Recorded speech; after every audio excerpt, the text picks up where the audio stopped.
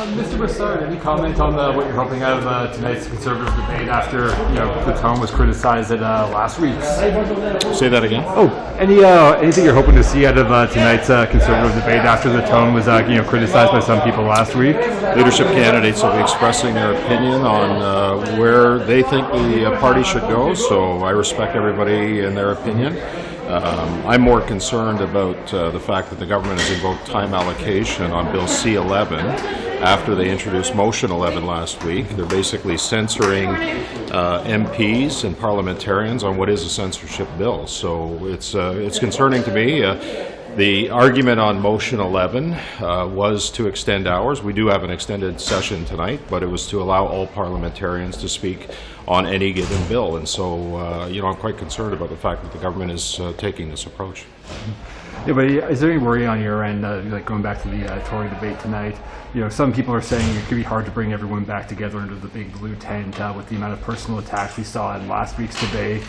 So, if that continues through here, and we see that continuing over the next several months, is there worry on your end there could be too many cracks in the coalition? What's wrong with vigorous debate? What's wrong with sharing your opinion? People taking issue with the personal attacks that we're seeing. It's going to be up to the leader afterwards to bring everybody together. Look, this caucus is united. It's united under our leader, Candice Bergen, and I expect that it's going to continue to be united once we get through this thing. Look, we're all here for a common cause, and that's to make sure that we hold the government to account. There are going to be a wide range of opinions expressed this evening.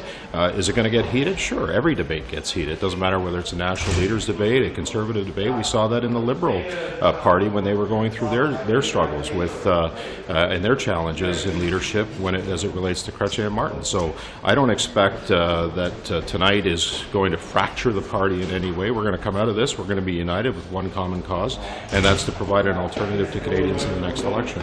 Okay. Thank you.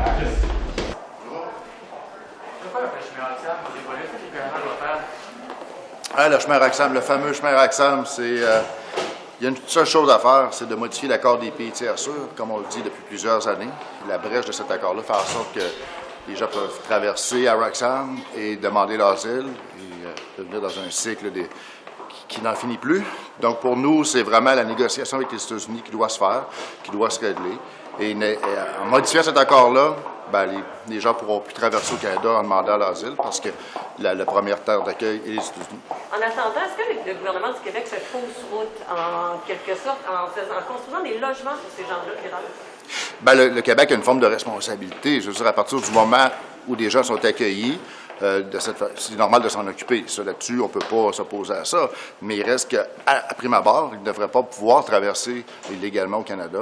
Et c'est pour ça qu'en modifiant l'accord des pays tiers sûrs, ils ne pourront pas faire une demande d'accueil, demeurer aux États-Unis. Les États-Unis auraient à gérer leur demande. C'est ce qui devrait se faire. Dans le dossier de l'avortement, est-ce qu'il y a un malaise actuellement avec ce qui se passe aux États-Unis versus le fait que le gouvernement veut peut-être renforcer le droit et l'accès? Moi, écoutez, je trouve ça fascinant de voir que c'est Justin Trudeau et les libéraux qui ramènent le débat sur l'avortement, parce que de notre côté, on ne demande rien. Pour nous, la question était réglée. Puis on a toujours dit, ça fait des années qu'on dit qu'on ne veut pas ramener le débat sur l'avortement. Puis là, c'est Justin Trudeau qui sort de ce qui se passe aux États-Unis pour ramener ça à l'avant-plan. Donc, on verra. Si jamais il faut avoir une loi mise en place par des libéraux, on va la débattre, on verra ce qu'il y en est. Mais pour nous, c'est un dossier d'été. Pendant le débat, c'est quoi vos attentes pour le débat à la Turquie ce soir? Est-ce que vous souhaitez un changement de ton, peut-être, qu'on discute plus de vision, d'idées? Évidemment, ce soir, le débat est un débat organisé par le Parti conservateur, donc sur des enjeux nationaux, des enjeux économiques différents, sociaux. Là, on verra, j'espère, un débat qui sera bien fait, qui sera à la hauteur de ce qu'on s'attend d'un futur chef. Il faut que le son change. Évidemment que parfois, c'est des gens qui ont comment on pourrait dire, ils ont de la vigueur, donc ils veulent débattre, mais il faut que ça se fasse dans le respect, évidemment.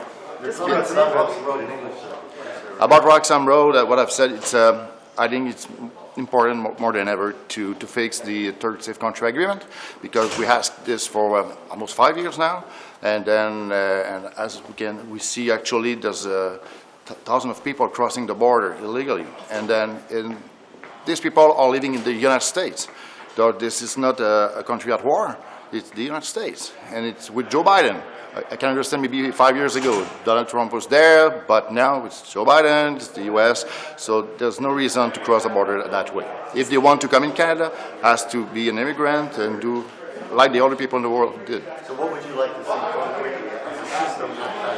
Actually, we have to fix the third safe country agreement. We have to change things because there's an, we call it an, there's a problem with it, so we have to fix it.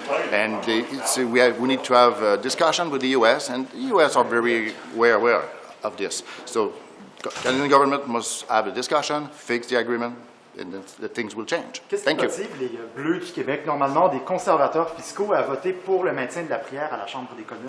Ben, ça, l'enjeu de la prière, écoutez, là, c'est une affaire de régie interne. Nous, on a été surpris de voir le Bloc prendre une journée d'opposition, alors qu'il y a tellement de sujets importants à discuter. Mais vous allez voter. Non, on va voter, puis écoutez, Pourquoi vous votez contre? Ben, c'est parce que c'est la façon de faire. C'est tout simplement d'arriver dans un élément de régie interne. Que le Bloc sait très bien qu'à chaque année, il y a des discussions pour faire des changements sur des procédures internes. Comme la prière, c'est pas public, là. Je veux dire, ça se fait entre députés, tout simplement, avant que les caméras rouvrent, avant que ce soit public.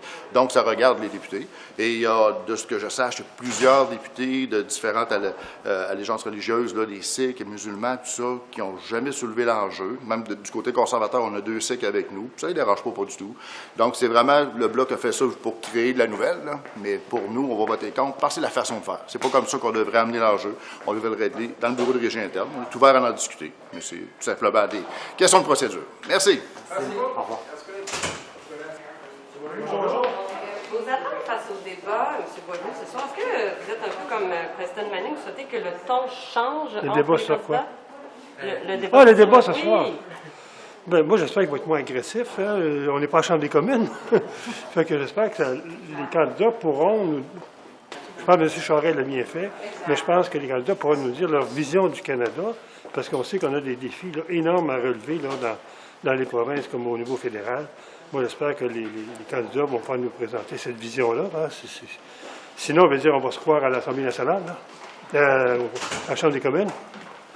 On a entendu la semaine dernière au moins un candidat nous expliquer qu'il y a un risque que, tellement les attaques sont virulentes, il n'y a aucun candidat qui ne soit viable, disons, pour aller en élection générale. Est-ce que c'est une crainte que vous avez? Des courses à chefferie, là, où ce sont des combats de coq, ça laisse toujours des séquelles dans un parti, quelque parti que ce soit. Donc, moi, je pense qu'il faut que ça se fasse de façon harmonieuse, de façon amicale. C'est des collègues dans le même parti. Ils n'ont pas raison de s'attaquer personnellement. Qu'on attaque les idées, qu'on attaque la vision des choses, c'est correct. Mais de là à s'attaquer aussi virulemment, moi, je pense que ça risque de rester des séquelles. Ça, c'est pas... Moi, je ne suis pas de ces école-là. Oui. Est-ce que c'est un message que vous envoyez aussi à votre candidat, M. Charest? M. Charest s'est présenté, je pense, de façon très sereine. Si on compare peut-être là, à Mme Louis, j'ai trouvé qu'elle était un petit peu criarde. Je pense à Pierre Poilievre, je le croyais à l'Assemblée, aux Chambres des communes, là, à moche. Je pense que... Moi, je pense que les candidats donnent des questions, qu'on satisfasse de ça, qu'on demande des précisions, mais qu'on picasse. Là, moi, je ne suis pas tellement de ça. Ça avance pas le débat. Qu'est-ce que le gouvernement va faire avec le chemin Roxham où on se dirige vers 35 000 personnes? Mais écoutez, les conservateurs, ça fait 3 ans, 4 ans qu'on le dit, il faut le fermer. Moi, comme un ancien de l'Estrie, j'ai l'information comme quoi qu'il y a encore beaucoup de passages. Quand on constate qu'on a des difficultés à faire venir au Canada des Ukrainiens, alors que d'autres personnes passent de façon très facilement. Beaucoup de personnes qu'on perd la trace dans les provinces. Des gens qui rentrent aussi certains avec sans contrôle légaux sur le plan de leur antécédent, alors qu'on en demande beaucoup aux légaux qui rentrent. Moi, je pense qu'il faut que le Canada ait là-dessus une politique unique et non deux politiques, une de tolérance puis une là, de laxisme. Est-ce qu'il y a un malaise avec l'avortement, c'est un caucus actuellement, avec ce qui se passe aux États-Unis versus le gouvernement qui peut peut-être renforcer? Pas nous, c'est pas notre intention. Je l'ai dit la semaine passée, on peut être pro-vie, pro-choix, puis par contre, avoir une attitude plus rigoureuse par rapport à l'avortement. Moi, j'ai toujours dit, quand l'avortement devient un moyen de contraception, c'est des jeunes filles de 15, 16, 17 ans à répétition, il faut se questionner sur l'éducation qu'on donne à nos jeunes. parce que je pense que l'avortement ne doit pas être un moyen de contraception. C'est un moyen que la femme va prendre pour un choix de vie, pour un choix de santé, etc. Mais quand ça devient un moyen de contraception, moi aussi, je me questionne là-dessus. Là. OK, mais plus rigoureux, c'est-à-dire qu'il faut adopter des mesures. Mais il faut comme éduquer ça? nos filles, là. OK. Il faut éduquer nos garçons. Le Québec est champion en matière d'avortement chez les adolescentes. Il y a un problème d'éducation sûrement quelque part. Là. Êtes-vous confortable d'avoir plein de députés dans votre parti qui sont anti-avortement? Non, écoutez, la semaine passée, il y a eu la photo dans le Journal de Montréal, puis moi, il y en a quelques-uns qui m'ont parlé, on dit, je suis pas au choix. Je suis pas quelqu'un qui veut criminaliser l'avortement, je suis pas quelqu'un qui veut réouvrir le débat là-dessus. Il y a beaucoup de gens qui comprenaient pas pourquoi leur photo était là. Ben, le débat aussi fait en sorte que les gens... C'est un fait, là, qu'il y a plein Oui, mais les gens ont parti aussi, ce qui est intéressant, le débat avance. Les gens... Il y en a qui prennent des positions moins radicales. Il va toujours en avoir des positions religieuses strictes. Mais je trouve que le débat avance bien. Merci. Hey, bonne journée à vous. Au revoir. Bonjour, M. Généreux, ça va bien? Ça va bien, vous-même? Oui, est-ce qu'on peut te poser une question sur l'avortement? Est-ce que vous appuierez une quelconque démarche du gouvernement qui protégerait le droit à l'avortement au Canada? Absolument. Pourquoi? Je suis pro-choix. J'ai toujours été. Je le serai toujours. Comme l'ensemble des membres de mon caucus, de notre caucus. On fait quoi avec le chemin Roxham en ce moment? On fait quoi? On devrait le fermer. Et depuis longtemps. Et depuis longtemps. Ça devrait longtemps que ça aurait dû être fait. Il y a des façons plus stable de rentrer au Canada. Je pense que plus légitime, en tout cas, et plus équitable à l'ensemble des personnes qui rentrent au Canada. Ça fait longtemps que ce chemin-là devrait être fermé. Est-ce que le gouvernement du Québec fait fausse route en investissant pour des logements pour des gens qui rentrent par là? Écoutez, il y a une crise du logement au Canada. Je pense qu'en termes d'équité, c'est pas normal que des gens qui rentrent par le chemin de Roxham aient droit à des avantages que les autres n'ont pas droit ou qui prennent des années pour suivre les processus normaux. Ça devrait être fermé carrément, ça. Ça fait longtemps que ça devrait l'être, d'ailleurs. Qu'est-ce qui vous motive, vous, ainsi que les autres conservateurs, à voter contre la prière à la Chambre des communes? Moi, je prie. Pour la prière, excusez-moi. Je prie, ça fait longtemps, j'ai toujours prié. Et là, je prie pour que le prix du gaz descende. Je vous attends pour le débat ce soir, M. Généreux. Est-ce que le ton doit changer?